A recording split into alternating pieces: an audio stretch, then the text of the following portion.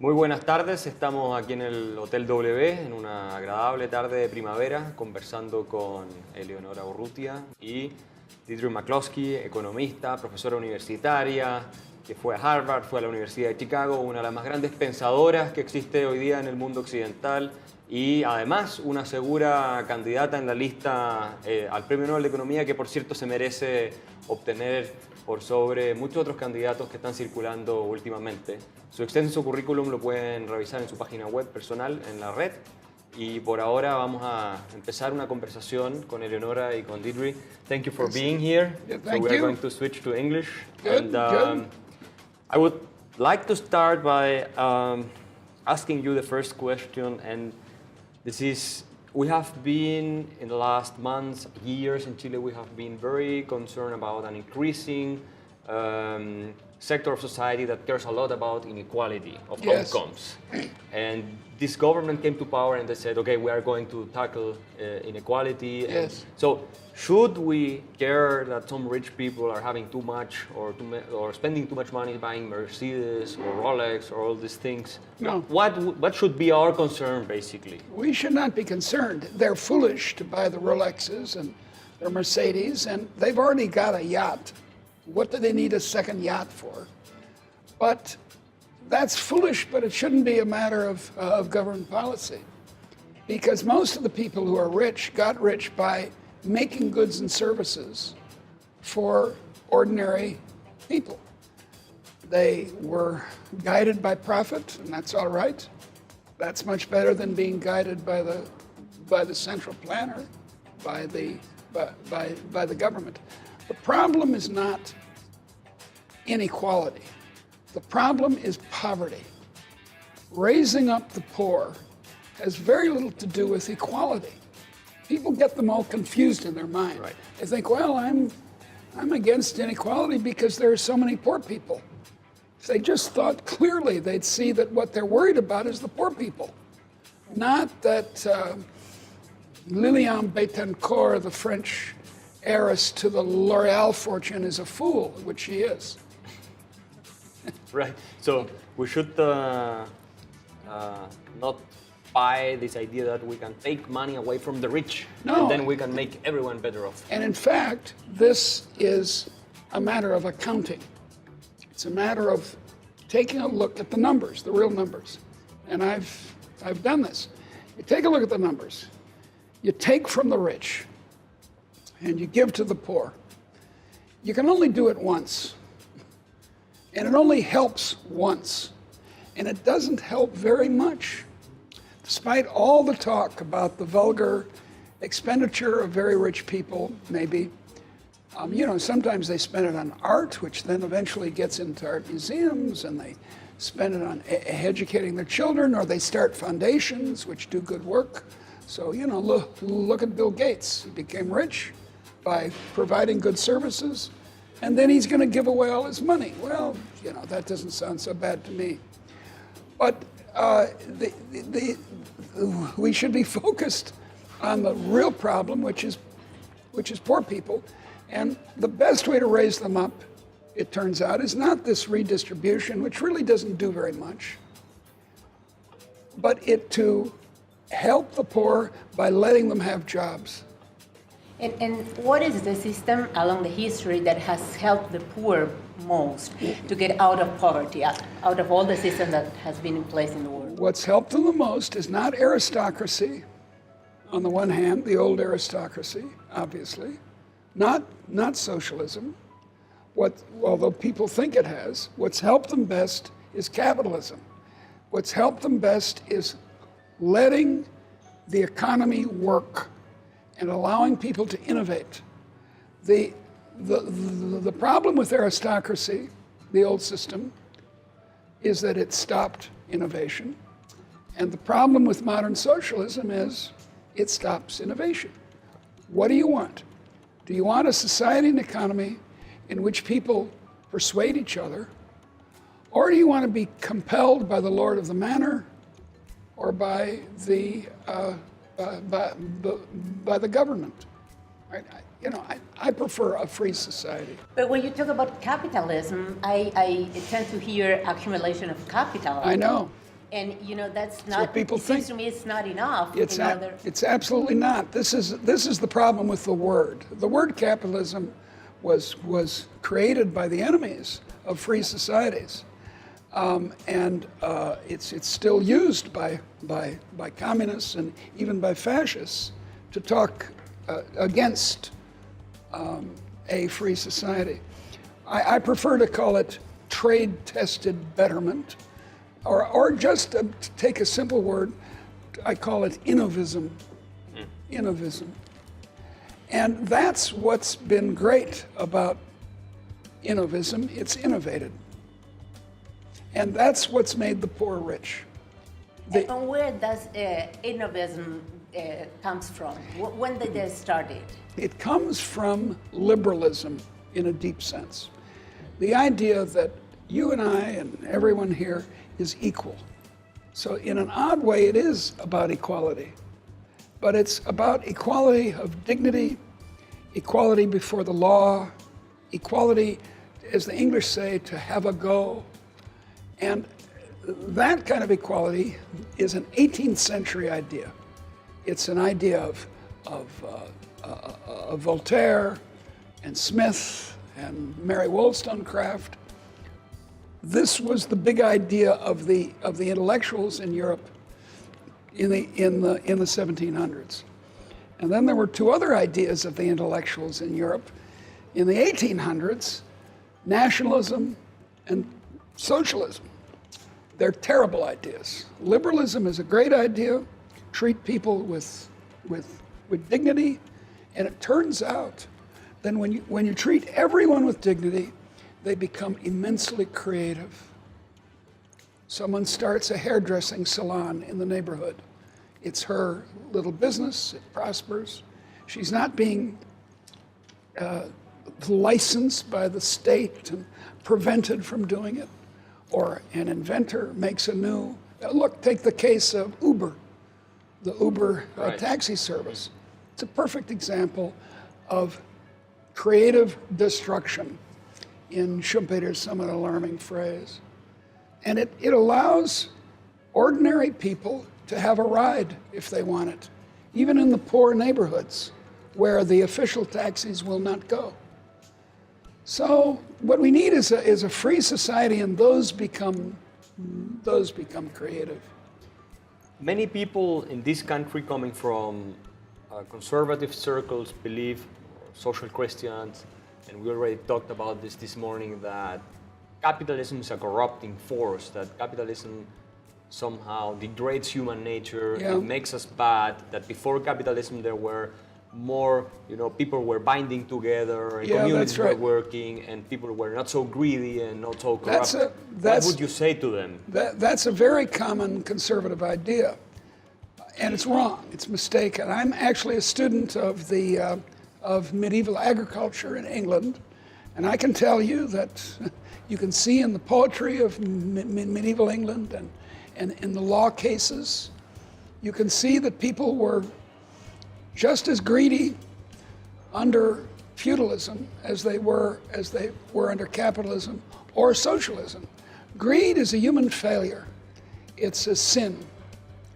It's a violation of the Holy Spirit. And the characteristic sin of aristocracy is pride. The characteristic sin of capitalism is greed. The characteristic sin of socialism is envy. But all of them are sins. Right. And that there's no case, I think, that capitalism makes people unusually greedy. On the contrary, I think people who believe this should look and see their own behavior in markets when they buy a newspaper from the man on the street who they come to know as a friend over the years. That's not a greedy, I've got mine, you go away kind of attitude. It's an inclusion. When on the job, if you if you think of your job as just a way of making money and you hate your boss and you despise the customers, you're going to have an unhappy life and you're going to be a bad capitalist. You're not going to succeed. So in fact, capitalism makes people at least polite. If your tip in the restaurant depends on being decent to the customers, then you're decent. Under socialism, you know, the old joke under socialism is they pretend to pay us and we pretend to work. So basically what you're saying is because liberalism was the system that allowed the most or a lot of people to get out of poverty, then liberalism is the most moral system, and it's a matter of virtue rather than It's vice. clearly the most moral system, and here's the key point. Under feudalism, people were forced to do things by violence. Under socialism, they're forced to do things by violence. In the middle, in the 19th century and early 20th, is liberalism, where people are not forced, they're persuaded, they're paid, they're induced by payment to do things, and they talk to each other and cooperate. People often think of capitalism as being only about competition, dog eat dog, we say in English. You must have a similar expression in Spanish. And that's not what it is. Of course there's competition, thank God, because that protects us from monopolies. Because you get entry, you get new capitalists coming in. Once, you know, take Uber again. Uber is a very easy idea. It's very easy to imitate. So if Uber comes in and you get nice, cheap, or convenient rides in a cab, a clean cab, nonetheless, someone else is going to do the same thing, and Uber is not going to be in a monopoly position. So that's all to the good. And as you said, in this middle period is when economic growth started and got going, when innovation came in massive amounts. This is in the 1800s and the early 1900s. And then this idea of these two ideas of nationalism and socialism, if you like them, maybe you should try National Socialism of Hitler. They were ideas of the 19th century that then were applied in a big way in the 20th century. And in terms of Latin America, they were applied with great enthusiasm in Argentina. Which I'm actually Argentinian. There you are.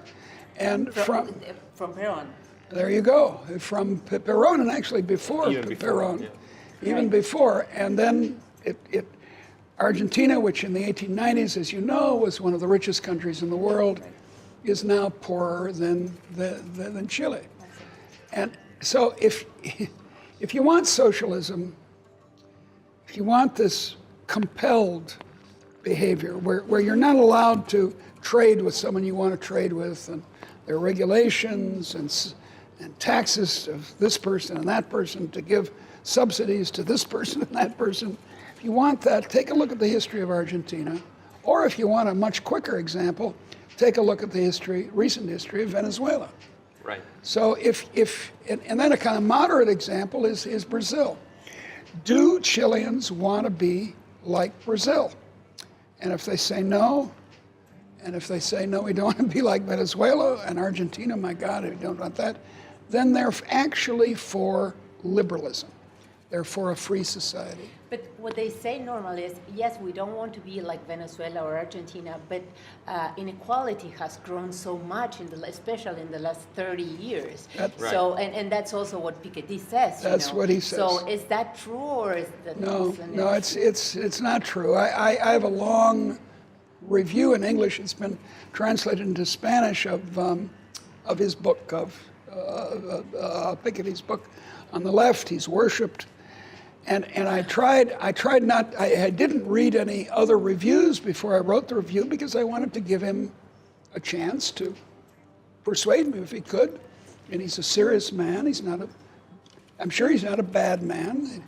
And he's a very serious book, but it's wrong, that's all. He talks about financial wealth as though that was the only kind of capital there is. Right. That's what he's focused on. And he completely neglects what is the source of most income in the world nowadays in advanced countries, in rich countries, like as Chile is, namely human capital. And human capital has increased inequality in the last 30 years. The Chilean university system, for example, is an engine of equality in that sense. But from capital comes income, and income is more equally distributed than this financial capital is, and that's all he talks about. And then from income comes consumption. This is just accounting. And consumption is necessarily more equally distributed than income because you can't put on 2 pants at the same time. Right. You may have 100 pants in the closet. You can only wear one pair of pants at a time. So you go from 0 pants to 1 pant, pair of pants, and that's a great improvement. Right. Maybe 2 is even better, but having 100 is nice, I guess. I have 100. I don't have 100 dresses. I have 100 shoes. Not 100. No, I don't. But that people have more of stuff or bigger houses or so on is not as significant as the basics. The basic consumption, having a roof over your head, having some clothing, having an opportunity for education, having reasonable health care, being able to go on vacation occasionally, having a car, a small car or a scooter. These are great improvements over our ancestors. And in this respect, in Chile, the United States, South Africa, all these countries that are called unequal, right, in the last 30 years, equality has increased. It's more equal than it was. Now, of course, people always say, no, you're neoliberal, you McCloskey, you must be a terrible person. It's just not so. It's not in the numbers. And worldwide, inequality has fallen like a stone in the last 30 years. And that's mainly because of countries like China and India that have adopted liberal market ideas. And bang, here's a fact from China. In the last 30 years, 700,000, no, that's not right. 700 million Chinese have been taken out of poverty. The largest migration in human history just happened in China, moving from the center or the west of China to the coast where the manufacturing is. This has been a tremendous boon to these people. For example, famines have basically gone away. The last serious famine, really big famine, was under Mao, under socialism, under communism. Millions and millions of people starved to death in the Great Leap Forward. And then another great one before was the famine in Ukraine in the 1930s, caused by Stalin. But famine has gone away because transportation is better, because of the Green Revolution, which was opposed by the left, by technological improvement, which has continued. You also wrote a very interesting review essay on one of Michael Sandel's books, which is What Money Can't Buy. Yeah. Which has become very influential in this country. I know. And the left has taken it, and social conservatives have taken it like it was a sort of revelation for them. I don't know. But you disagree with him. Well, there are some things that money can't buy and should not buy. We shouldn't sell the children. Right. I mean, you know. And actually, when you get teenagers, you wish there was a good second-hand market in children to sell them.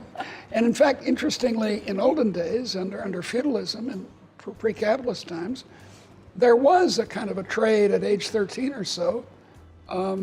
You would send your children off to a cousin. So there actually was a second-hand market in children. I wish they had it now. But what's wrong with the book is he's supposed to be a philosopher. a political philosopher, Sandel. I've got a review of his book too. And it's a very superficial book. He says, oh, it's terrible. Some things are priced. We shouldn't have prices. He talks about Shakespeare in the Park in Manhattan, which are Shakespeare plays that are free. Yeah, I know. I've been there. And you go to the park and you see Hamlet or something. Of course, they're not free because they're free, there's an enormous queue, and rich people buy good positions in the queue and so on. And he completely objects to the system of prices. Well, that's socialism. If you want a bad economy that doesn't work very well, that works like East Germany or North Korea, then you don't have a price system. But I completely agree with him that there are some things that are sacred. There's the sacred and the profane. And what's somewhat shocking in his book is that he spends no attention to telling you what the difference is. For example, he doesn't do anything with theology. I'm a kind of amateur theologian. I'm an Anglican. I'm a Christian. And I think that the distinction between the sacred and the profane is a deep one in our culture. In some other cultures, it's not as deep.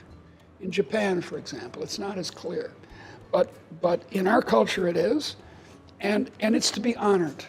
There are some things that, like the basic condition of the poor, that's a sacred duty on our part as liberals.